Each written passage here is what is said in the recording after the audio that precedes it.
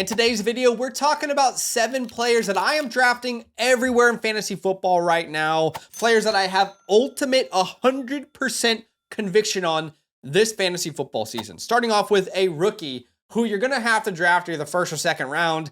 His name is Mr. Ashton Jeanty. I know he's a rookie. I know you've been burnt in the past.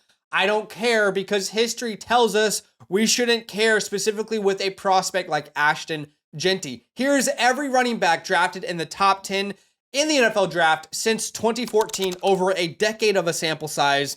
Names like Bijan Robinson, Saquon Barkley, Fournette, CMC, Zeke Elliott, and Todd Gurley. That's 100% hit rate, guys. And that's because these guys with that kind of draft capital get fed. Let's look at top 10 rookie running backs, touches per game, their opportunities as a rookie. All right, this is just their rookie season. On average, these names that we just mentioned averaged almost 21 total touches per game.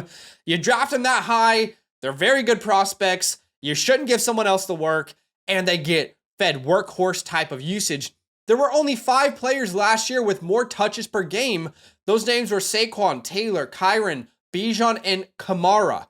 So we should see Ashton Jeanty join that type of usage with those type of running backs. And on average, those running backs finish as a top 6 to 7 running back in fantasy football as rookies. Again, you look at the names like Bijan and Saquon and Fournette and McCaffrey, Elliott, and Gurley, on average, a top 6 running back. Let's go even deeper here and let's talk about year 1 projections, because obviously some guys in that list were set up better for opportunities than others. Let's look at the Raiders projecting for 2025. Ashton's competition for touches. This is not a joke. This is real. All right, 33-year-old Raheem Mostert. Undrafted free agent Sincere McCormick. Sincerely, what are we talking about here? Zamir White, who couldn't even beat out Amir Abdullah last year. And let's take a second here to even consider the new coaching staff in Las Vegas. Pete Carroll, what does he like his teams to be built around?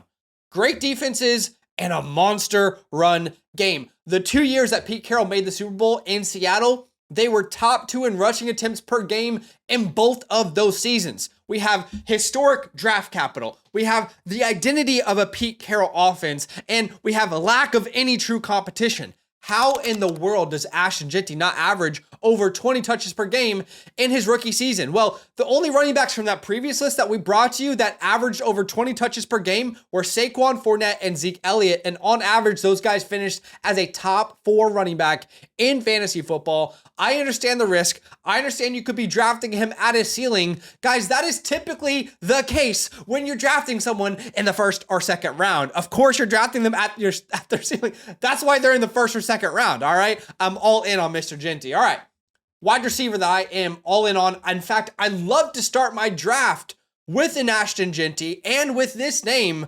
Give me some Brian Thomas in every single draft I can get him in. Brian Thomas, his rookie year was so good historically, I don't think people realize how good it was. All right, here's a list of wide receivers in the last 2.5 decades, 25 years, who in their rookie season had 85 or more receptions, 125 or more targets, and 1,200 receiving yards. Anquan Bolden, OBJ, Puka Nacua, Malik Neighbors, Justin freaking Jefferson. It's just 6 guys. That's it in the last 2.5 decades. How did those wide receivers who had a similar year 1 look in their second season? Well, every wide receiver had a rock solid year 2 in that list outside of Anquan Bolden. It should be noted that Anquan Bolden, he went down with an injury, so he wasn't the same guy. But the year after that, he averaged over 20 points per game. So every single one of these guys were superstar fantasy wide receivers, and you didn't have to worry about some sort of regression, right? And if you look at the money stretch, we define the money stretch here on this channel from week 10 onwards. That's typically where you see a lot of trends from one year carry over to the next. We see Brian Thomas averaging more points per game, targets, target share, receiving yards, a higher yards per route run than Justin Jefferson and CeeDee Lamb. In that span, money stretch, averaged more points per game than Jefferson, Lamb, Neighbors, London, A.J. Brown, and Nico Collins. And he should dominate target share again in 2025. I know the Jags added Travis Hunter. I know they added De'Ami Brown. They also have the second highest percentage of vacated targets available, only behind Pittsburgh. And that's because Evan Ingram is in Denver. Christian Kirk is in Houston. Gabe Davis, Devin Duvernay, and Josh Reynolds are all off this offense. They're cut. I mean, it was a complete wash of the house. It was everything completely painted over from one offense to the next, from one year to the next. Brian could legitimately see 160, 170 targets in 2025. And by the way, look at me. There's a new captain in Jacksonville. His name is Liam Cohen. Duval, all right, who is going to be so good for Trevor Lawrence, by the way. Baker Mayfield last year, the only season he got with Liam Cohen in 2024, that was Baker's only career season with 4,500 yards, 70% passes completed, over 40 passing touchdowns, and 22 fantasy points per game. And last year, Cohen's wide receivers were weekly must-starts. Chris Godwin's wide receiver 2 on a points per game basis. Mike Evans, top 10. And Jalen McMillan, in that stretch in your fantasy playoffs, was a top 10 wide receiver himself from week 14 onwards. And just listen to what Liam himself had to say about Brian Thomas. Check this out. Be able to run some of the choice routes, looky routes, and then, oh, by the way, you can throw him a screen and he can go do something with it. Our pass game will run through him, and super excited to get to work with him. I want to be all in on this offense because I anticipate the Jags having one of the biggest turnarounds offensively in 2025. All right, a quarterback that I want everywhere, Mr. Justin Fields. Guys, we don't need to ask the question, is Justin a good NFL quarterback? I frankly, I don't care for fantasy football. We only need to ask the question, is he a good fantasy football quarterback? In 6 games last year as the Steelers starter, he averaged 21.1 points per game, just 0.6 points per game less than Jalen Hurts, by the way. And as a starter, averaged more points per game than Bo Nix, Mahomes, Kyler Murray, Justin Herbert, and only Lamar Jackson, Jalen Hurts, and Josh Allen averaged more points per dropback than Justin Fields last year. I mean, that's good for last year, but what about the rest of his career? Don't look at 2024 here because, again, he was only the Steelers starter for 6 games, and they used him in packages when Russell Wilson was a starter. But when you combine all his starts in his career, he's averaging, in the last 3 years, he's averaging almost 20 points per game across 3 seasons. The Justin Fields take is simple. You can draft a quarterback with top 5 upside way down your draft board, and that's what I want to do with him. All right, a running back that if you know me well, you know I'm obsessed with. Give me as much Bucky Irving as I can handle in 2025. I don't care what his price tag is. He's my RB7 in fantasy football this year. Guys, I keep hearing people talk about Rachaad White. Respectfully, if you're talking about Rachaad White and he's a concern for you, you weren't watching games last year and you were not paying attention to the trends that were happening over the second half of the season. From weeks 1 to 11, yes, Bucky Irving, it was not his job just yet. But when a rookie takes over a role for an offense, it typically happens after the bye week. Go look at history. It almost always happens after the bye week where we see a change of trends. And that's exactly what happened for the Bucs, because from week 12 onwards, Bucky Irving completely dominated this backfield. Rachaad White was a glorified third down running back. I mean, he was a water boy for Bucky Irving last season from week 12 onwards. Then if you count the last 2 games of the year, must-win games, I'm going to talk about week 18. They had to win to make the playoffs. And the wild card round in the playoffs versus Washington. Those 2 must-win games. Here's how the running back room was deployed. Bucky Irving, 21.5 touches per game. Rachaad White, 1.5 touches per game. When they needed to win the most, when they needed to trust guys the most, they did not trust Rachaad White. They trusted Bucky Irving. Just utter dominance from the kid as a rookie. And his rookie season was historically great, just like Brian Thomas's. Here's a list of running backs in the last 2.5 decades who in the rookie season had 240 plus PPR points, 47 receptions, and averaged 5.2 yards per carry. Alvin Kamara, Jahmyr Gibbs, and Bucky Irving. That's the end of the list, ladies and gentlemen. And by the way, if you had another qualifier to that list, 1,000 rushing yards as a rookie, Bucky would have sat alone in that list. Just compare him to the entire NFL last year. He was 4th in yards per carry, 7th in run grade. He was 1st in yards to contact per attempt, 9th in missed tackles forced, 5th in breakaway percentage, 4th in yards per route run, minimum 100 rushing attempts there. I mean, fun fact, the Tampa Bay Bucks last year had the biggest single season increase in team rushing yards in the Super Bowl era, from 1,500 to 2,500, and that's not because of Rachaad White, that's because of Bucky freaking Irving. And this man turned into a fantasy monster from about week 12 onwards. He averaged just 51% of the snaps, but averaged 18.3 points per game. And in one of those games, week 14 versus Vegas, he left with an injury and played 16% of the snaps. So if you remove that game, he averaged almost 21 points per game. Only Gibbs, Bijan, and Saquon averaged more points per game in that span. I do not think it's unrealistic to say Bucky Irving could be a top 5 running back this year. So stop sleeping on the kid. Stop being worried about the price tag. All right, bet on Bucky Irving. All right, draft with me every night this offseason on the FastDraft app, where there are over $250,000 in prizes waiting to be won. Getting started is easy. Download the FastDraft app, use the promo code LAND at signup to get your deposit match up to $50. That is 10 free drafts on us. And when you finish your first real money contest, I'll send you my 2025 rookie report and season rankings completely free. Check out the link in the pinned comment to start drafting today. I think this wide receiver might be the most disrespected player in fantasy this year. Maybe that's hyperbole, right? Darnell Mooney. I mean, I love drafting Darnell Mooney right now in my best ball tournaments. I can't wait to draft him in some of my home leagues. He's going so far down the board. In his first year with the Falcons, he averaged over 12 points per game, was a solid wide receiver 3 for fantasy football. Now, got to keep in mind that this is not a player that's going to be a league winner, but he's being drafted as like a top 50 wide receiver, not even close to a difficult pick to make on the board. He's a perfect flex pick each and every week. Guys, who's going to compete with him for target share outside of Drake London? We know London's the number 1. He's the alpha. But, I mean, look at this roster. They didn't add anyone to compete. Ray McLeod, Casey Washington, Jamal Agnew. This is basically Jordan Addison at a far cheaper price. Yeah, of course, Jordan Addison was drafted in round 1.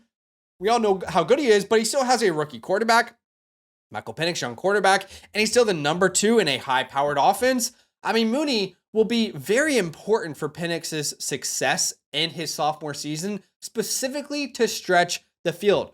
Darnell Mooney tied with Puka Nacua for 7th last year in receptions of 20-plus yards, and per Sports Illustrated, quarterbacks last season had a 118.6 passer rating when targeting Mooney on deep passes, the 5th highest mark in the NFL on those type of throws. Do not sleep on some Darnell Mooney. All right, how about a tight end? I can't stop drafting Evan Ingram. I can't stop drafting him every chance I get. We are 1 year removed from Evan Ingram leading all tight ends in targets in 2023 with 143. And last year, his injuries, they really derailed his season, but still on a target per game basis, he was still top 5 right there with like the Kelseys and Jokus, right, of the world. And let's be honest, Denver, his new destination, desperately needs tight end production. They have needed tight end production in the last couple of years more than any other team in the entire NFL. Let's look at their tight end 1 leader in targets per game. In 24, it was Lucas Kroll. He was 50th in targets per game, 1.8. Adam Troutman the year before that, 44th amongst tight ends. And before that, Greg Dolch, 5.5 targets per game. He was 15th. Let's look at the target share for the number 1 tight end, or just tight ends in general, really, like 4.2%, 7.3%, 10.2%. The point is, Sean Payton has never had a tight end he could funnel his offense through as a weapon. And he's been wanting a new joker in Denver. Who knows if Evan Ingram's ready to play that part, but he sure looks like it. Over on X, he tweeted out when he signed with them, just a picture of the Joker. And if you remove the tight end tag, this team really has no receiving options outside of Cortland Sutton anyway. I mean, their second target on the team last year wasn't even a receiver or a tight end. It was a running back. Javonte Williams was second on the team in targets. The second wide receiver in targets was Devon Bailey, who had a 10% target share. I mean, Evan Ingram has a chance to truly dominate this season. All right, last player I'm drafting everywhere. It's a rookie running back. Man, I want all of Caleb Johnson. Give me all Caleb Johnson that I can get. All right, a rookie pick that is just set up to produce straight away in the perfect situation for him. Najee Harris, this is pretty much the Najee Harris replacement. He accounted for over 54% of the Steelers' rushing attempts since he was drafted in 2021. He was top 7 in rushing attempts amongst running backs in every single season as a Pittsburgh Steeler. On average, he had 274 rushing attempts per season. And now there's a huge hole on this team in their backfield. The Steelers are top 3 in vacated rushing attempts shared this year, only behind Vegas and Cleveland.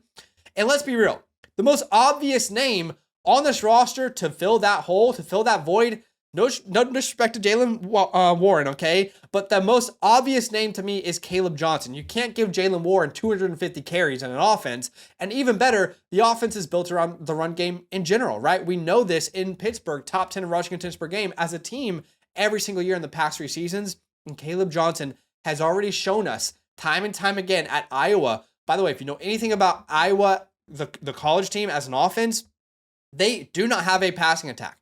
Very rarely do their teams have a passing attack historically. They're built around defense and the run game. And every week, defenses in college football and the Big Ten knew they needed to stop Caleb Johnson, and every week they couldn't stop him. All right. Over 1,500 rushing yards, 6.4 yards per attempt, 21 touchdowns, 130 rushing yards per game. He was that dude, and he can be that dude in the NFL. So I love me some Caleb Johnson. Guys, you don't have to wait for the NFL, for like your home league to start drafting, by the way. If you love drafting in fantasy football like I do, you can start drafting now. I mean, I'm drafting my best ball tournaments over on the FastDraft app.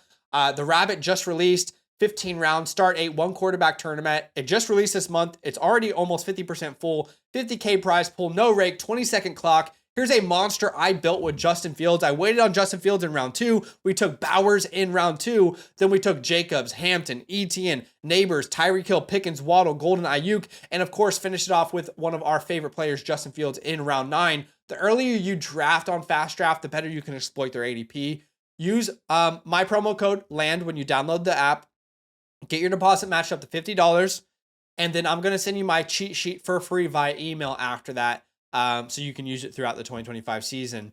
And then DM me if you sign up. I'd love to get you in my group chat where we draft together. But I appreciate you watching the video. Do me a favor, hit the like button if you enjoyed. Subscribe if you like the content, only if you like the content. And I'll see you guys in the next video. Nothing but love. If you're thinking about supporting us in this economy, that's big love, and you deserve love in return. So for every yearly Mother Flocker member who uses the promo code LAND, we're giving out a free team playbook, our 2025 rookie report, access to all premium tools, free site vouchers, and of course, a huge thank you from the LAND crew. You're far too kind. That's love.